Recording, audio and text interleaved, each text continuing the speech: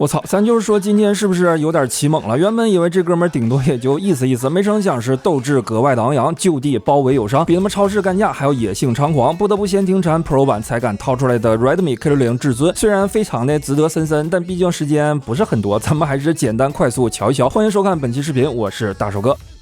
K60 至尊版上手最大变化，毫无疑问就是终于去掉了蛋疼的屏幕塑料支架，抚屏割裂，同时玻璃盖板保留微弧边，令过渡自然柔和。可以说，起码正面这一块手感与品质感均得到了显著提升。不过，受限于 IP68 密封等需要，以及同尺寸屏幕和几乎与之前一样大小的机身组合，尽管去掉了支架，但整体视觉黑边却并未因此而变得更窄。当然，去掉支架难免明显要吃点亏的，肯定还是机身，因为咋弄都只能更宽一些。加之毕竟点了性价比属性，材质仍为塑料，这就很难说看起来没有同样去掉支架的金刚葫芦娃系列的影子了。不过该说不说，虽然大小与重量基本没变，但手感确实更加扎实。个人果然还是更喜欢这种相对宽点的平直机身，而非追求视觉纤薄硬搞出来的那些奇怪的设定。本次颜值回归了家族式的简约规整，但仍然暗藏了一丝桀骜与张扬。主色模组看起来搞得比好哥哥还明显，更加的威猛霸气。至于这个所谓的金属带口，光线持架的确有些质感光泽，就是好好的装饰件不说，非得拽英文，着实令在下这个文盲感觉有点不习惯。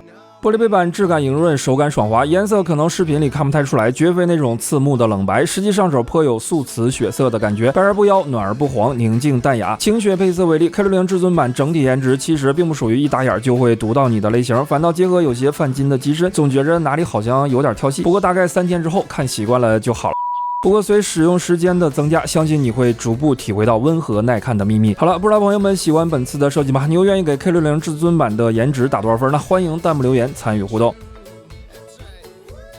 指纹识别毫无悬念，依然是靠下的短焦，希望早日可以往上窜一窜。X 轴马达除了体积小了点，震动量感没有那么大之外，完全可以满足日常使用。因为不论在系统当中还是游戏里，个人感觉调教算法都是足够的细致。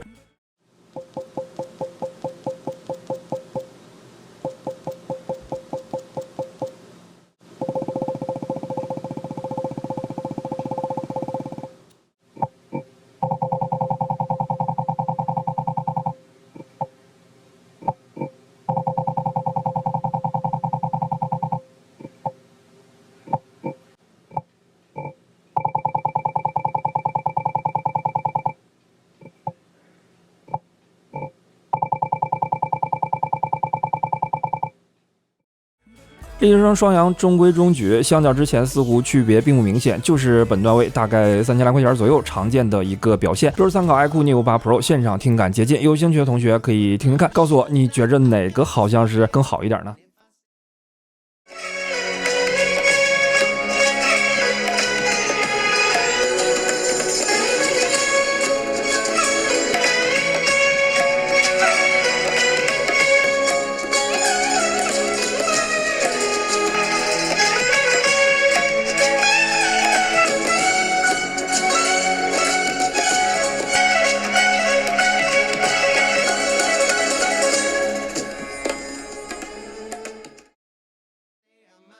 屏幕方面 6.67 英寸华星光电 C7 ProLED 柔性直屏类钻石排列，分辨率2712×1220，最高144赫兹刷新，2880赫兹调光，480赫兹触控采样，整体效果足够的清晰细腻，没有彩虹纹，但略有一点远暖近冷，远端观感可能会看起来略微泛红。不过当然，这块屏幕在可视角度上的总体表现还是相当不错的，甚至超过很多所谓的正统旗舰。亮度方面，手动平均最大亮度534尼特，强光激发1269，占上小米数字系列统一范畴表现不俗，不过均量要比之前弱点，来到中游。值得一提的是，哥们确实支持高达2600尼特，超过 iPhone 的超高亮度，但仅在激发亮度中的 HDR 内容下提供。结合看起来不免有些暴躁的 eOTF 曲线， K60 至尊版观看 HDR 内容时，可能大部分时间都会过亮，比较炸裂，很难说完全不包含纯为炫技的成分。暗光灰阶会略有些泛红，不过整体相对匀称，我觉得完全 OK， 已然强过绝大部分这个段位的三星屏。频闪嘛就测不了了，2880赫兹已经超过万元设备的分辨率，想测还得再加个几万块钱，我觉着大可不必，毕竟已经实为接近3125赫兹最高标准，绝对足够的护眼。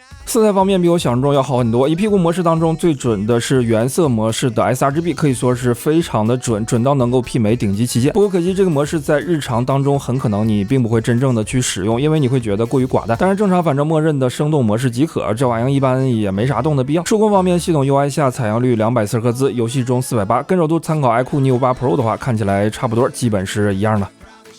跑分没啥可说的，基本能优化的都挂了白名单，尤其偏 GPU 的类型属实格外的猛。不过安兔的我斯没跑出来过177万，顶天171，毕竟人造景观，乐呵一下就得了。3D Mark 烤机，众所周知，天玑9200 Plus 尤其 GPU 甜点在中高以下，并不适合极限压榨，超高负载功耗会比较炸裂，导致效能不济。一如 K60 至尊版此处表现，稍有用力，平均功耗机轻松突破10瓦。同时，由于其本身温度强和 Pro 版看起来又似乎是一样的，也就导致如果你跑这玩意儿，除非摸到了大雕，否则15分钟左右基本也就撞墙了。当然，这并不意味着 K60 至尊版有什么实质问题，相反，反倒会令人心头隐约飘过一丝欣慰，因为按照以往经验，这哥们儿如果此处封批附体的话，那实际游戏中将会继续封批，无脑的硬顶生怼，显然不是咱们本次希望看到的局面。所以该说不说，这把没准还真有戏。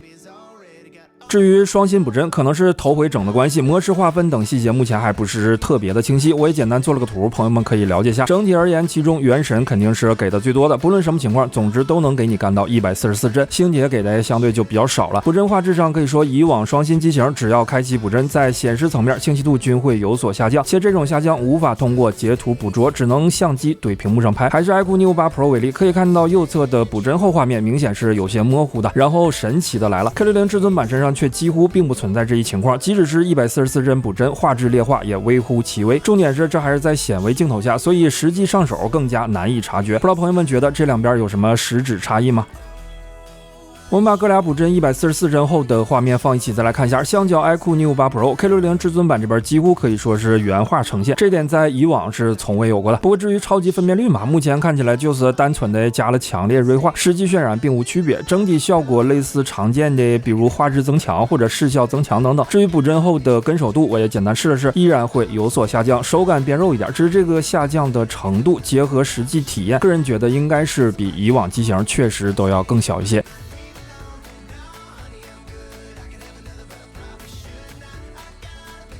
游戏方面，半小时120帧最高 HDR 画质《王者荣耀》，这里 K60 至尊版和 Neo 8 Pro 是现测的，其他为历史数据，看不看都行。总体可以说，在王者这种不算大的压力下，天玑9200 Plus 结合 Redmi 本次调教，效果相当出色。性能模式不到 3.4 瓦的平均功耗，颇有些没秒全的意思。在我还有印象的范围里，不论骁龙也好，天玑也罢，同条件模式下似乎还没有过这么低的帧率。对比同处理器的 iQOO Neo 8 Pro 也明显更加平顺，表现不逊8:2。需要多逼逼几句的大致有3点。第一点，双芯补帧这个事儿，目前看起来也不知道是怎的，似乎突然就前所未有的成熟了。以往在王者当中，由于游戏本身压力就不大，此前的双芯机型如果开启补帧，甚至会导致最终平均功耗大于等于不开的时候，整机温度也是上升的趋势。但是这次可以看到 K60 至尊版，不论3倍差至144帧还是2倍120帧，功耗均明显更低，最低甚至干到了简直不敢想的 3.15 瓦。当然，经过几波更新的 iQOO Neo 8 Pro 表现同样有所进步，只是程度比 Redmi 这边略微小一点。第二点，不用怀疑，此刻能左右机身温度的，除了环境温度，只有你的双手。没记错的话，此前单机最低是红魔开启内置风扇最高档位情况下的 35.5 摄氏度，而这把 K60 至尊版不需要叠加任何 buff， 周身五面最热点平均仅有 35.12 摄氏度，但凡开点 buff， 原地击穿35，正面最热点全是热在了显示驱动芯片上，也一定程度侧面说明此时的 SOC 恐怕真是没啥热量。第三点，横向来看8:2之类的就不用提了。由于 K60 至尊版与 iQOO Neo 8 Pro 从机身到均热板材质与面积再到 SOC 物理层面整体本来就较为相近，加之王者又不热，所以这里周身温度的区别就非常的小了，小到无巧不成熟的那种。不叠 buff 的情况下，两者五面最热点平均温度同为 35.12 摄氏度，又因为天玑这玩意在破不dog中看不到内部温度，所以这就很难评估了。不过有点规律性的是，除了机身顶边 iQOO Neo 8 Pro 其余四面同情况下几乎始终都要比 K60 至尊版略微高一点点。最后，目前我这版固件估计适配还有点 bug， 其中补帧144的实际体感帧率其实是要低于144帧的。当然，坦率讲，王者这个情况补到144好像实际意义确实也不大，有个补帧120帧已然足矣，所以没准后面等它重新捋顺模式的时候，保不齐会去掉这里的144吧。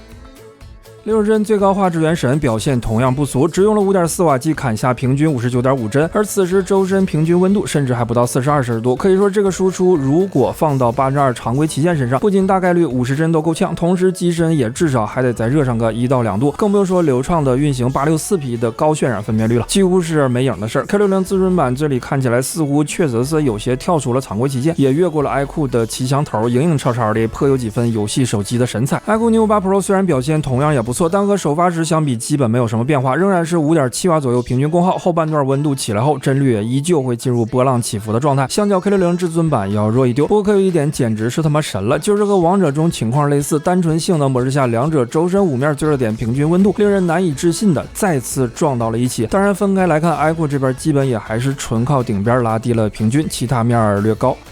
补帧模式只能说，如果你问我什么叫王炸，那这就是了。Redmi K60 至尊版简直是乌鸦哥灵魂附体，前脚踹门，后脚他妈直接连人带桌子一起掀，清场只用了一瞬间。这哥们不论是直接插帧，还是插帧叠超分，甚至是插帧超分外带 864P 叠满，裸机无背夹情况下，全部是近乎144帧满帧，同时功耗也分别仅为 5.6 瓦、5.76 瓦以及6瓦，整体表现毫无疑问的原地秒掉了此前各品牌的全部双新机型，最高画质原神可以说是人都傻了，陷入自我怀疑，无法自拔。但是此刻肯定有同学会说，你看那个 iQOO Neo 8 Pro， 其实严格讲差的也不算非常多吧，使劲翘脚的话是不是也能追个差不离儿？答案是不太能。举个例子，即使刨除 Redmi 这边的叠加超分或者 864P 等情况，以及 iQOO 温度起来后的降帧咱也不提，其实正常插帧时两者的实际体验本身就不一样。完全相同的设置下，同样都是补帧144，一旦出现画面大范围移动或者快速移动，比如旋转了视角， iQOO 这边远景就不怎么自然了，很难界定是拖影还是掉帧亦或某种画面延迟，包括 iQOO 11等等在内都是一样的。但 Redmi 本次则没有这个情况，实际玩起来真的会让你忘记是在插帧，整体与原画相比，除了帧率提升，没有发现可察觉的区别。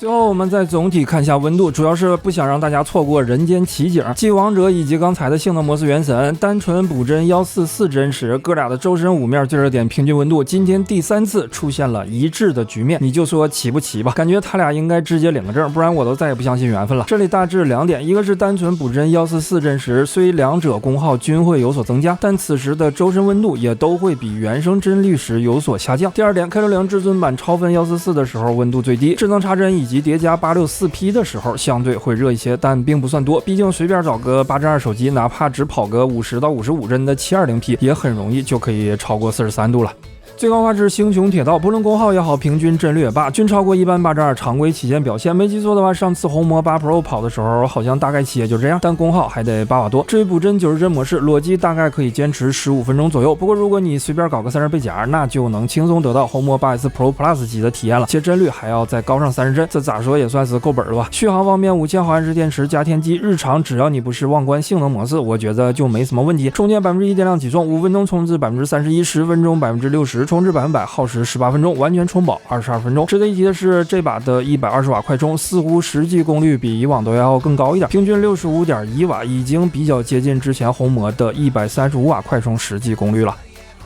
总体看起来 K60 至尊版给我留下印象最深刻的点，主要还是实际游戏当中的性能表现。一改往昔那种扯着前列腺应对，仿佛他们要断气儿的狂躁，终于是给到合理调教，并呈现出了正常的狂暴。尤其补帧效果，坦率讲，在看了那么多双新机型之后，这东西跑原神的时候，确实是第一个让我中途忘了是在补帧的机型，属实远超预期。当然也有2个小小的点需要留意，一个是橡胶 Pro 版至尊版是没有无线充电的，再一个是虽然支持 IP68， 但是并不支持失手触控。好了，没有了。不知道极致性价比的 Redmi K60 至尊版朋友们觉得如何呢？欢迎评论留言分享观点，参与互动。以上就是本期视频全部内容，感谢收看，我是大手哥，我们下期见。